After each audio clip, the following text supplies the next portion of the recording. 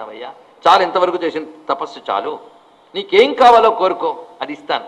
ఎవరైనా దేన్నో ఒకదాన్ని కోరుకుని కదా తపస్సు చేస్తారు. నీ తపస్సు చూస్తుంటే నాకు ముచ్చట కలిగిపోయింది, అందుకు వచ్చేసాను నేను. నన్ను చతుర్ముఖ బ్రహ్మ అంటారు కదా, నీకేం కావాలో చెప్పు. అహమద్య ప్రదాస్యామి సమస్తమపి దుర్లభం. దుర్లభం అంటే ఏది పొందలేమో అనుకునేదాన్ని కూడా నేను పొందించేలా చేయగలను వాడిని. ఏం కావాలి? భోగేవా కింతు విద్యాసు కిము సిద్ధిషు ముక్తిషు. నీకేం కావాలి చెప్పు. భోగం కావాలా, విద్యలు కావాలా, సిద్ధులు కావాలా, ముక్తులు కావాలా? ముక్తులు ఎందుకన్నారండి? ముక్తి అని ఒకటే కదా. అంటే ఇక్కడ మళ్ళీ వేదాంత ముక్తి గురించి కాదు మనం మాట్లాడేది. సారూప్య సాలోక్య సామీప్య సాయుధ్యాది ముక్తులు ఇత్యాదులన్నీ ఉన్నాయి కదా. అందుకు భోగం కావాలా, విద్యలు కావాలా, సిద్ధులు కావాలా, ముక్తులు కావాలా? దుర్లభం అనేది ఏది లేదు, ఏది కావాలంటే అది ఇస్తాను అంటే ఒక్కటే చెప్పాడు, నాకు ఇవేవి అక్కర్లేదు. ఏ తేషు నైవమే వాంఛ తదుక్తేషు చతుర్ముఖ. నువ్వు రావడం చాలా సంతోషం. ఎందుకంటే సాధన చేస్తున్నప్పుడు మహాత్ములు ఆశీర్వదిస్తే ఆ సాధన ఇంకా తొందరగా ఫలిస్తుంది. కనుక నా సాధన తొందరగా ఫలించేటట్టు ఆశీర్వదించు. ఇది ఒక్కటే నేను అడుగుతున్నా, ఇంకేమీ నాకు అక్కర్లేదు. నువ్వు లిస్ట్ చెప్పేవు కదా, అవేం నాకు అక్కర్లేదు. ఎందుకంటే కరోమి నిర్మలం ద్రష్టుమీశమేవ తపో మహత్. నేను ఆ నిర్మలుడైనటువంటి పరమేశ్వరుని చూడాలని తపస్సు చేస్తున్నాను, ఇంకేమిటి కాదు అనగానే అంటున్నట్ట తస్యాగమైన కిం కార్యం. ఆయన వచ్చి ఏం చేస్తాట నీకు? మళ్ళీ ఆయన కూడా ఏదో ఒకటి ఇవ్వాలి కదా నీకు. అదేదో అడుగు, నేనే ఇచ్చేస్తాను. ఆయన దాకా ఎందుకు, నేను ఇవ్వగలను నీకు అన్నాడు. అంటే ఎందుకయ్యో గోల పెడతావు, నాకేవి ఆయన కూడా ఏదో ఇవ్వాలని కాదు, ఆయన కావాలి నాకంటే, ఆయన్నే చూడాలని. కిమత్ర బహునోక్తేన బ్రహ్మన్ మద్వచనం శృణు. ఎందుకు అలా మాటలు పెంచుతూ ఉంటావు? ఒకే మాట, నహి కార్యం త్వయాతాన్యహి శివమేకం వినా విభుం. శివుడు తప్ప నాకేమీ అక్కర్లేదన్నాడు. ఇది ఒక్కటి. నహి కార్యం త్వయాతాన్యహి శివమేకం వినా విభుం. శివుడు తప్ప నాకేమీ అక్కర్లేదన్నాడు. ఇది ఒక్కటి. విభుడైన శివుడు తప్ప నాకేది అక్కర్లేదు. ఎందుకు ఈ మాటలండి? జాగ్రత్తగా పరిశీలించండి. ఇది అనన్య భక్తి అనే దాని గురించి చెప్పడానికి ఈ వృత్తాంతం చెప్తున్నాడు. అనన్యమైన భక్తి. అనన్య భక్తి అంటే అర్థం ఏంటి? భగవంతుణ్ణి తప్ప ఇతరుల్ని కోరకపోవడం. అంటే నేను ఏ కోరిక కోరినా ఈ దేవుణ్ణే కోరుతాను, ఇంకో దేవుణ్ణి కోరను అనడం కాదు. చూడండి, చాలా ముఖ్యమైన విషయం ఇది. ఏ కోరిక కోరినా ఈ దేవుణ్ణే కోరుతాను, ఇంకెవరిని కోరను అని కాదు అనన్య భక్తి అంటే. అసలు ఏ కోరిక కోరను, నేను ఆ దేవుణ్ణే కోరుకుంటాను అని అర్థం.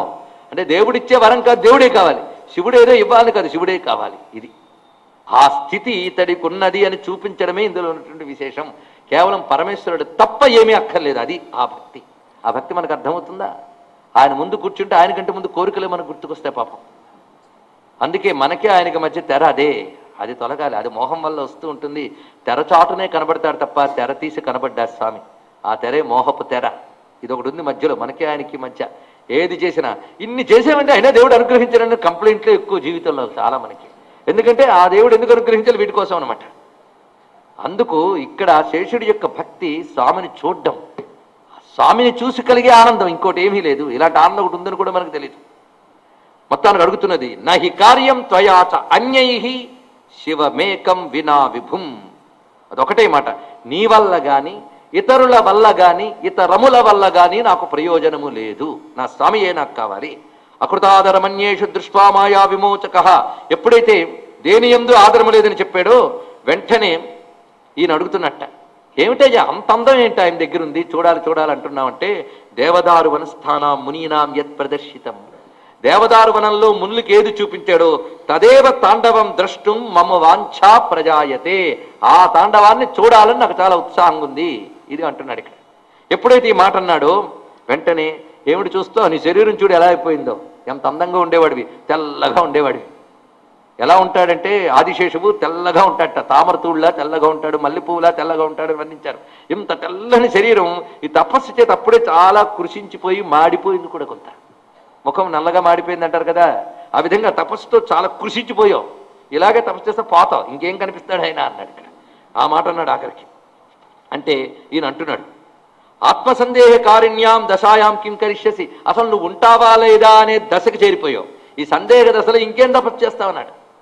ఒకవేళ ఇలాగే పోయాననుకో తర్వాత జన్మలేనైనా శివుణ్ణి చూస్తానన్నాడు. అది ఒకటే అతని జన్మాంతరేచ తద్బ్రహ్మన్ పశ్యామ్యేవ న సంశయ. ఇదండి ఆ దృఢత్వం, భక్తి యొక్క దృఢత్వం. ఎన్ని మాటలు అన్నాడో చూడండి ఇక్కడ. ఎక్కడైనా చెదిరిపోతాడేమో అని ఇవంతా పరీక్ష. ఆఖరి ఒకటే మాట అన్నాడు, పోతే పోయా తర్వాత జన్మలో చూస్తానన్నాడు. అనగానే ఒక్కసారి ఆనందించి వెంటనే ఆ హంస కాస్త వృషభంగా మారిపోయింది, చతుర్ముఖుడు కాస్త పంచముఖుడైపోయాడు. ఆ పరమేశ్వరుడు దర్శనం జరిగినది. త్రినేత్రధారి చంద్రశేఖరుడైన పరమేశ్వరుడు వామాలంకృత వామాంగ శంభురాసి తదైవ సహా పార్వతీ సహితుడై గోచరించాడు. అది చూసిన వెంటనే దృష్ట్వాధ శంకరం శేష కంప్రమాణకరాంఘ్రిక బద్ధాంజలి ప్రసన్నస్తమస్తౌషీదమితౌజశం. ఒక్కసారి ఒళ్ళంతా పులకించి తన 1000 పడగలు ఊగుతూ ఉండగా పరవశించిపోయి ఆయన ఆ పరమేశ్వరుని స్తుతిస్తూ ఉన్నాడు. మృగ్య రూప విరూపాక్ష మమనాథ మహేశ్వర బాలేందు శేఖర శ్రీమాన్ దేవదేవ నమోస్తుతే. మృగ్య రూప